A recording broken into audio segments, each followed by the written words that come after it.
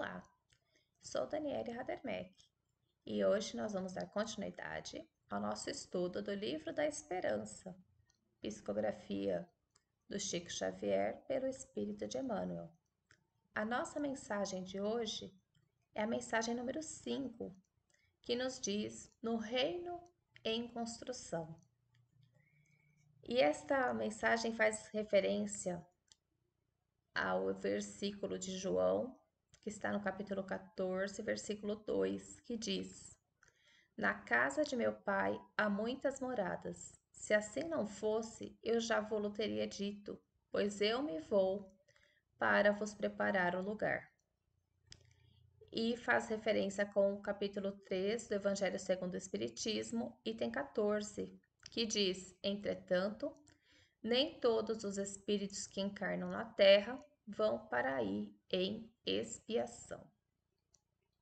E Emmanuel começa dizendo assim: Escutaste o pessimismo que se esmera em procurar as deficiências da humanidade, como quem demora deliberadamente nas arestas agressivas do mármore de obra-prima inacabada, e costumas dizer que a terra está perdida. Observa, porém, as multidões que se esforçam silenciosamente pela santificação do porvir. Compulsaste as folhas da imprensa, lendo a história do autor de homicídio lamentável, e, sob extrema revolta, trouxeste ao labirinto das opiniões contraditórias a tua própria versão do acontecimento, asseverando que estamos todos no teatro do crime. Recorda, contudo, os milhões de pais e mães tocados de abnegação e heroísmo, que abraçam todos os sacrifícios no lar para que a delinquência desapareça. Então, aqui Emmanuel começa nos fazendo refletir a respeito de como nós temos encarado a humanidade. Se nós estamos somente procurando as deficiências da humanidade, ou se nós estamos tentando enxergar também o lado bom que a humanidade já tem. Já tem. Porque nós não somos totalmente maus. Nós também temos coisas que são boas em nós. Mas, devido às escolhas que nós vamos fazendo, por vezes nós podemos estar estacionados em determinadas condições. Mas não estaremos aí para sempre. E nós não podemos continuar generalizando o planeta Terra por conta de alguns. E aí Emmanuel começa trazendo alguns pontos para nossa reflexão, em que ele fala sobre a gente fica sabendo a respeito de um homicídio. E a gente fica revoltado e começa a levar a nossa opinião por aí com a nossa própria versão do acontecimento. E aí a gente começa a dizer que todos nós estamos envolvidos nas questões do crime. Só que a gente está esquecendo que existem milhões de pais e mães que ele diz com abnegação e egoísmo. O que é abnegação? No dicionário, gente, é assim, a ação caracterizada pelo desprendimento e altruísmo, em que a superação das tendências egoísticas da personalidade é conquistada em benefício de uma pessoa, causa o princípio, dedicação extrema, altruísmo. Então, pais e mães que são dedicados às suas famílias, em cuidar dos seus filhos, que lutam todos os dias para manter o seu lar equilibrado, para educar, para oferecer o que há de melhor, não só materialmente, mas também moralmente. Existem muitos pais comprometidos com isso. E a gente está olhando só o lado negativo da história. Então, ao mesmo tempo que eu tenho pessoas que estão no crime, eu tenho pessoas que estão tentando praticar o amor e a abnegação. E Emmanuel continua: Conheces jovens que se transviaram na leviandade, desvairando-se em golpes de selvageria e loucura, e examinando acremente determinados sucessos que devem estar catalogados na patologia da mente, admites que a juventude moderna se encontra em adiantado processo de desagregação de caráter. Relaciona, todavia, os milhões de rapazes e meninas debruçados sobre livros e máquinas através do labor do estudo, em muitas circunstâncias, imolando o próprio corpo à fadiga precoce, para integrarem dignamente a legião do progresso. Então, olha só que interessante. Nós, todos nós sabemos de jovens que se transviam, que erram o caminho, que se perdem aí ao longo da sua juventude em caminhos de dor, de sofrimento, nos caminhos do vício, né? E a gente generaliza que a juventude está perdida.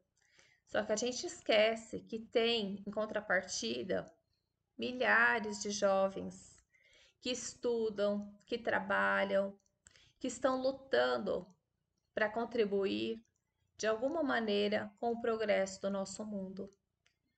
Então, para toda situação, veja que interessante, Emmanuel vai colocando o ponto negativo, mas existe o ponto positivo. Isso é o nosso olhar. Nós temos que ter olhos de ver. Nós temos que ver além do que nos é vendido pela grande mídia. Porque o bem não tem propaganda. O mal se destaca. Vira notícia, vira manchete, noticiário. Mas o bem não tem o mesmo alcance. Porque nós mesmos, sociedade, não alimentamos esse tipo de notícia. É como a gente generalizar que a internet não é boa. Depende. Depende do uso que você faz da internet. Assim como você pode estar aqui me ouvindo falar do Evangelho, existem outras pessoas que podem estar ouvindo falar sobre outras coisas que não vão ter uma boa repercussão na sua vida, falando sobre crimes, falando sobre prática do mal, né? Então, não é a internet ruim, é o uso que nós fazemos dela. E Emmanuel continua: sabes que há companheiros habituados aos prazeres noturnos, e ao vê-los comprando o próprio desgaste a preço de ouro, acreditas que toda a comunidade humana jaz entregue à demência e ao desperdício.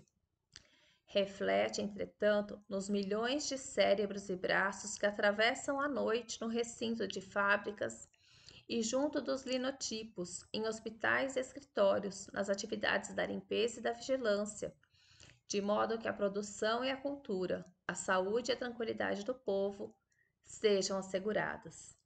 Então, aqui ele fala que a gente repara e observa as pessoas que, por vezes, saem nas noites, gastam muito dinheiro para alimentar vícios, para alimentar paixões. E aí a gente fala que a comunidade está entregue ao desperdício e à demência. Mas a gente esquece que na mesma noite que tem aqueles que estão entrando por estes caminhos do vício e das paixões, nós vamos ter muitas outras pessoas que estão trabalhando na imprensa, nos hospitais, nos escritórios, no bombeiro, nas delegacias, os artistas que estão nos teatros, aqueles que fazem shows, aqueles que cozinham para que a gente possa fazer um pedido no conforto da nossa casa e poder receber um lanche, uma comida especial. Então, se existem aqueles que estão alimentando as paixões, existem outros tantos que trabalham para ajudar a manter a nossa sociedade funcionando. Marcaste o homem afortunado que enrijeceu mão e bolso na sovenice e esposas a convicção de que todas as pessoas abastadas são modelos de completa avareza e crueldade.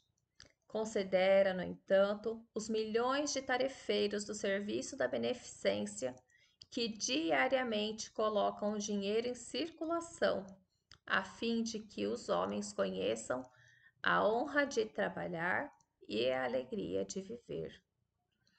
Então, nós generalizamos que as pessoas mais abastadas, aquelas que têm uma condição financeira melhor, são modelos de avareza e crueldade. Mas a gente não está considerando os outros tantos milhões de pessoas que ele designa aqui como tarefeiros do serviço e da beneficência, aqueles que estão comprometidos em fazer o bem e ajudar o semelhante, que diariamente colocam dinheiro em circulação para ajudar, para dar dignidade, para amenizar o sofrimento, a falta de alimentos e as dificuldades do semelhante. E Emmanuel vai concluindo assim: não condenes a terra pelo desequilíbrio de alguns. Medita em todos os que se encontram, suando e sofrendo, lutando e amando, no levantamento do futuro melhor. E reconhecerás que o divino construtor do reino de Deus no mundo está esperando por ti também. Então, não vamos condenar o nosso planeta Terra como se fosse uma terra perdida em que não há esperança. Se de um lado nós temos aqueles que ainda estão enveredando pelos caminhos do mal, de outro lado nós temos outras tantas pessoas que trabalham, sofrem, lutam e amam, lutando para fazer uma terra melhor. Então, o mundo não está em desequilíbrio. Esse desequilíbrio é uma ideia que nós, humanidade, temos. Mas o que nós precisamos lembrar é que o que nós conseguimos ver da sociedade, do nosso mundo, é uma fatia estreita, é uma visão estreita. Porque Deus vê as coisas de modo amplo. E o nosso olhar enquanto encarnados não é amplo. Nosso olhar é bastante limitado. E a gente enxerga e alimenta aquilo que a gente quer. Então, o que é que eu quero alimentar? Qual a ideia que eu quero alimentar? Quais são as notícias que eu leio? O que é que me move? É isso que fica para nossa reflexão. Porque de acordo com aquilo que eu alimento, é a ideia que eu faço do mundo. Então, vamos fazer as nossas escolhas, vamos tentar olhar o nosso mundo com os olhos melhores, lembrando que somente nós, que estamos aqui hoje, podemos ajudar na transformação deste planeta. Gratidão e até uma próxima oportunidade.